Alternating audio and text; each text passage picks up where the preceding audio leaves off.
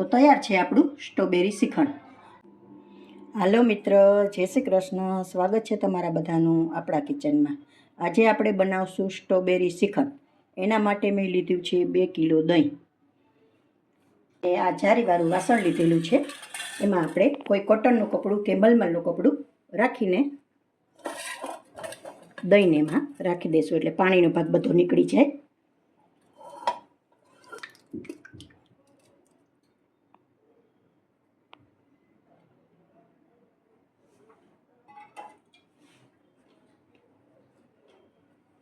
પછી આને સારી રીતે આપણે બાંધી દેશું અને 5 થી 6 કલાક આપણે રાખી દેશું, એટલે પાણી બધું નીતરી જાય. આની ઉપર વજન રાખી દેશું.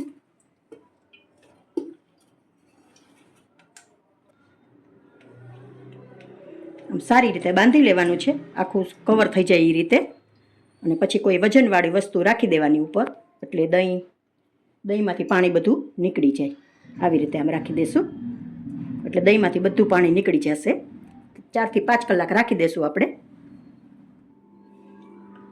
જો મિત્રો, મેં 4 થી 5 કલાક દહીં બાંધેલું હતું, એનું પાણી બધું નીતરી ગયું છે અને મસ્કો આપણો તૈયાર છે. હવે સ્ટ્રોબેરીને મેં કટ કરીને લીધેલી છે. એની સિરપ બનાવવા માટે આપણે મિક્સર જારમાં લઈ લઈશું. સ્ટ્રોબેરી પીસાઈને આપણી તૈયાર છે. હવે આમાં પીસેલી ખાંડ નાખી અને ધીમી આંચ ઉપર આપણે મિક્સ કરી લઈશું વ્યવસ્થિત. એને એકદમ થોડું ઘટ કરી લઈશું. 5 ચમચી નાખું છું.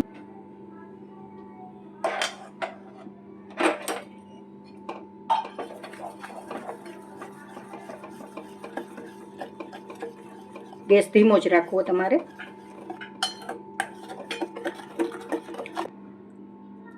સિરપ આપણું તૈયાર છે. જો આ રીતે રાખવાનું છે. હવે આને આપણે ઠરવા દઈશું, પછી શ્રીખંડમાં એડ કરી દઈશું. સિરપ આપણું ઠરીને તૈયાર છે.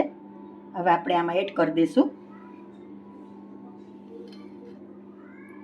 થોડું થોડું એડ કરતા જશું અને મિક્સ કરતા જશું.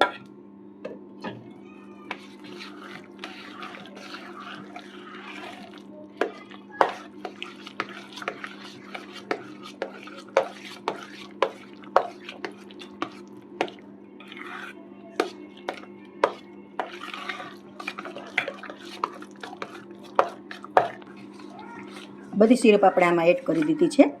સારી રીતે મિક્સ કરી લેશું.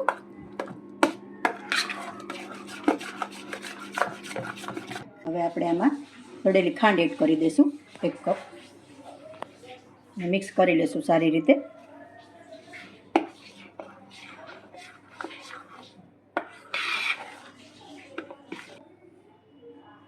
ખાંડ આપણી સારી રીતે મિક્સ થઈ ગઈ છે. જો મિત્રો, કેવું સરસ બન્યું છે, એકદમ ક્રીમી. જો હવે આપણે સર્વ કરી લઈશું. તો તૈયાર છે આપણું સ્ટ્રોબેરી શ્રીખંડ. જો મિત્રો, તમને મારું રેસીપી પસંદ આવી હોય તો લાઈક કરજો, કોમેન્ટ કરજો, તમારા મિત્રોમાં શેર કરજો.